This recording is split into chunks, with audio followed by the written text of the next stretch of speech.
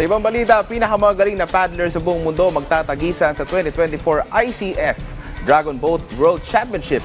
Ang naturang patimpalak opisyal lang binuksan sa Puerto Princesa, Palawan. Si Daryl Oclares sa detalye.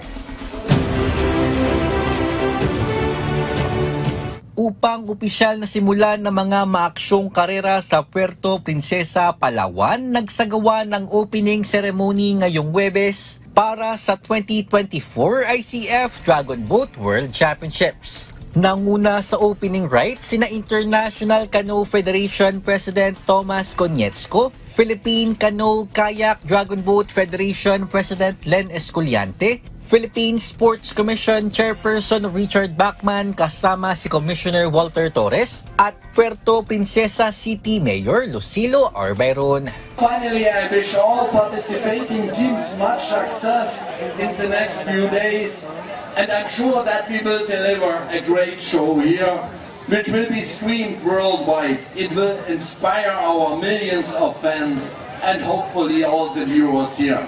And now, I have the honor to declare the 2024 ICF World Championship open. Welcome to Puerto Princesa City. Good luck to all the teams. And we look forward to an unforgettable championship and your extended stay with us. May the best teams win. Dumalo rin si Armed Forces of the Philippines Chief of Staff General Romeo Browner Jr. na ibinahagi ang mensahe ni Pangulong Ferdinand R. Marcos Jr. Together, let us paddle forward towards a future marked by peace, prosperity, and sustainability. Thank you so much. Mabuhay tayong lahat.